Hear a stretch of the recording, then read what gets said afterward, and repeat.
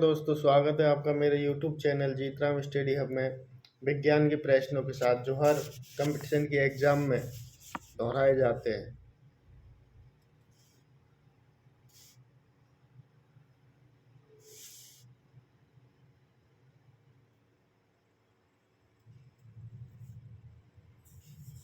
समवहनी पौधों में पानी ऊपर किसके द्वारा पहुंचता है? फ्लोएम ऊतक द्वारा, पेरेनकाइमा ऊतक द्वारा, मेरिस्टेम द्वारा, जाइलम ऊतक द्वारा। आंसर है जाइलम ऊतक द्वारा।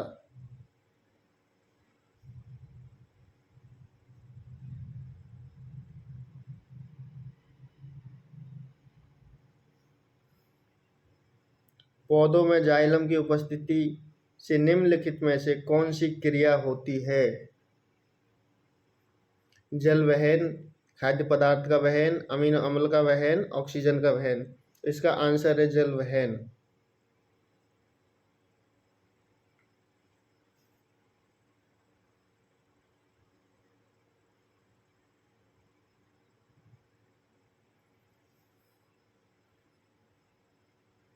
पौधों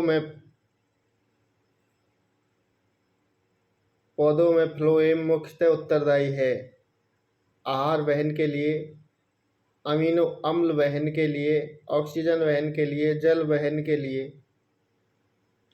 इसका आंसर है आहार वहन के लिए।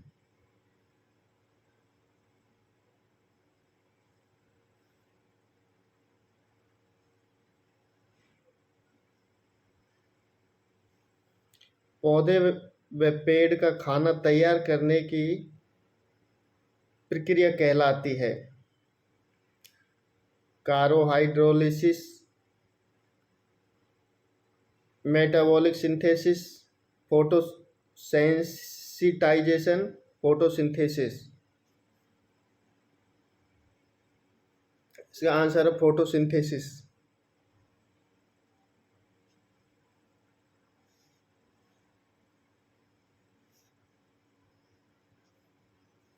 निम्नलिखित में से कौन सा हिस्सा मानव त्वचा का सबसे बाहरी हिस्सा है?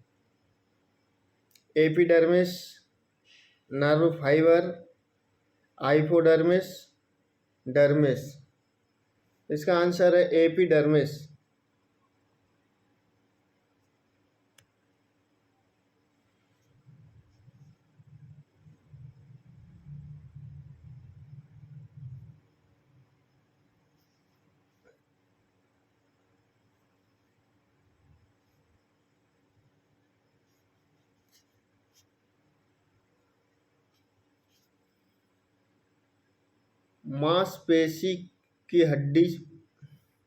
मांसपेशी को हड्डी से जोड़ने वाले ऊतक को क्या कहते हैं? उपास्थि श्वेत तंतु, अंतरकाशी द्रव, टेंडन, लिगामेंट। तो इसका आंसर है टेंडन।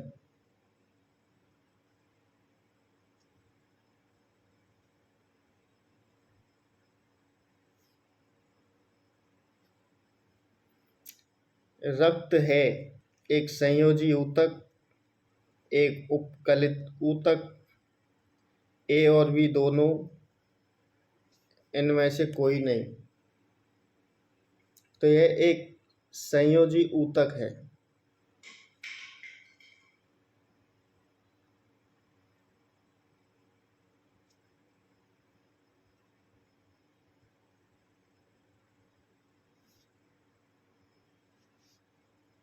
मानव रक्त के पीएच का अनुमानित मान क्या है?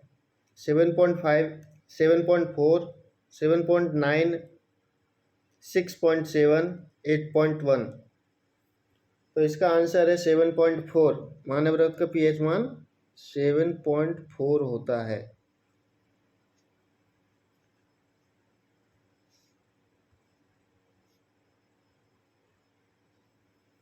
एक वयस्क पुरुष के लिए सामान्य हीमोग्लोबिन की मात्रा प्रति 100 ml रक्त कितना है?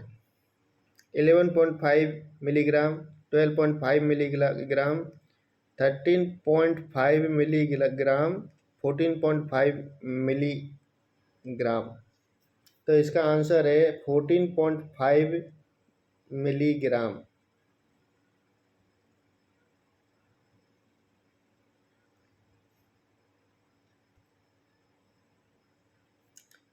प्लाज्मा में जल का प्रतिशत होता है 60%, 70%, 80%, 90%।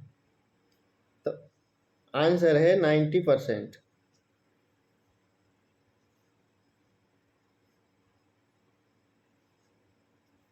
मनुष्य की लाल रक्त कोशिकाओं का जीवन काल कितना होता है? 120 दिन, 150 दिन, 180 दिन, 190 दिन। आंसर है 120 दिन।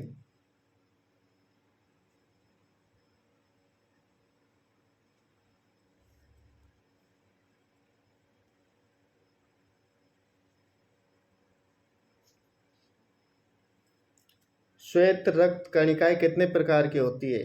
3 प्रकार की, 4 प्रकार की, 5 प्रकार की, 6 प्रकार की।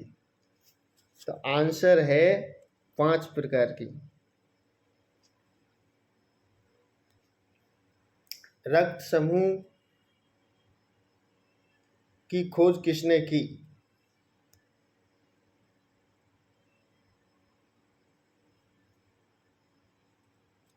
Alexander Fleming, William Harvey, Landsteiner, पोलोब। इसका आंसर है लैंड स्टीनर। रक्त समूह की खोज लैंड स्टीनर ने की।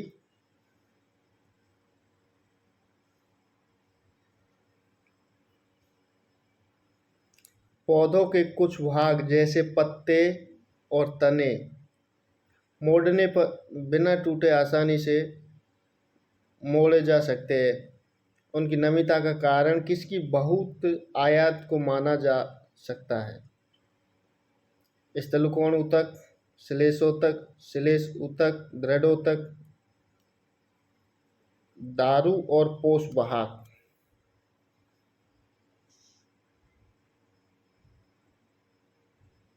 तो इसका आंसर है स्थलकोण ऊतक।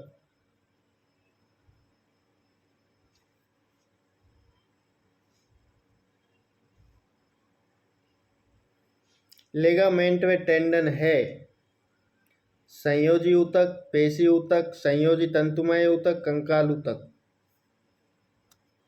तो इसका आंसर है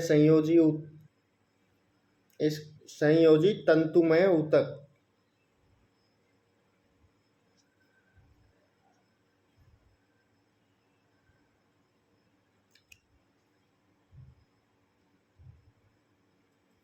ऊंट का कुबर किस ऊतक से निर्मित होता है? कंकालीय ऊतक से, पेशीय ऊतक से, उपस्थिति ऊतक से, वसामय ऊतक से। इसका आंसर है वसामय ऊतक से।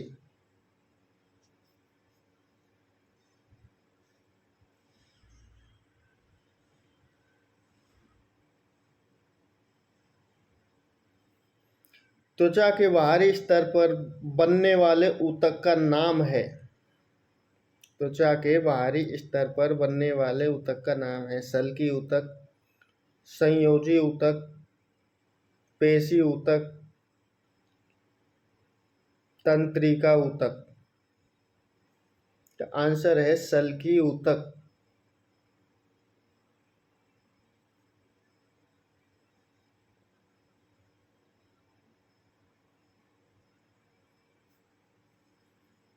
ऐच्छिक पेशी पाई जाती है? ऐच्छिक पेशी पाई जाती है फेफड़ों में, रुधिर वाहिनियों में, पित्ताशय में, पक्षपाद में। तो इसका आंसर है पित्ताशय में।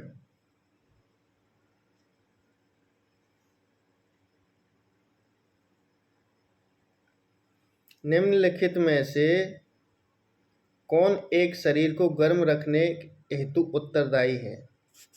श्वेत ग्रंथियां, संयोजी ऊतक, वसामय ऊतक या रोम। इसका आंसर है वसामय ऊतक।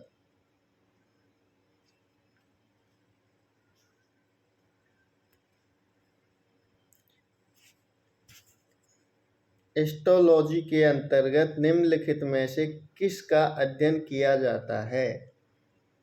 हिस्टोलॉजी के अंतर्गत निम्नलिखित में से किसका अध्ययन किया जाता है? कोशिका का, ऊतक का, मांसपेशियों का, अस्थि एवं उपास्थि का। तो हिस्टोलॉजी के अंतर्गत ऊतक का अध्ययन किया जाता है, तो आंसर है ऊतक।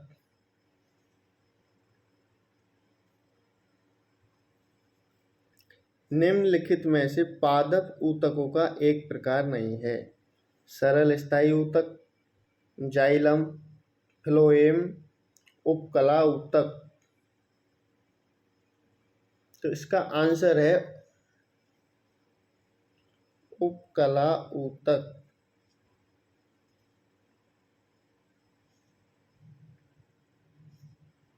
पादपों की जड़ों तथा तनों के सिरों पर किस प्रकार के ऊतक पाए जाते हैं? पार्श्वीय विभाजीय ऊतक, अंतर्विशिष्ट विभाजीय ऊतक, शीर्ष विभाज्य ऊतक और जाइलम। आंसर है शीर्ष विभाज्य ऊतक।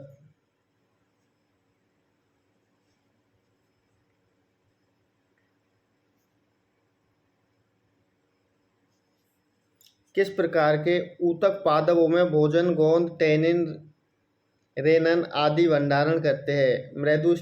मृदु ऊतक, स्थलकोण ऊतक, ए तथा बी दोनों, इनमें से कोई नहीं।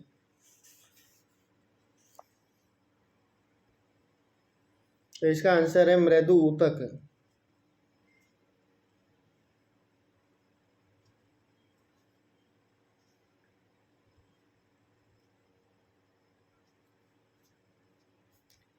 जल एवं खनिज संवाहक ऊतक जाइलम पादप के किस अंग में उपस्थित होता है? जड़ में, तने में, पत्तों में, इन सभी में। इसका आंसर है सभी में।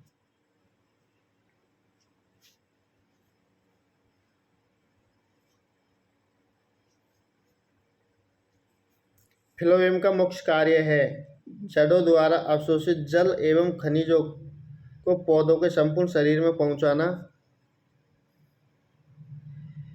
पत्तियों द्वारा निर्मित भोजन को पौधों के विभिन्न भागों में पहुंचाना, पौधों के स्थायित्व एवं यांत्रिक सहयोग प्रदान करना, भोजन निर्माण में सहायता करना।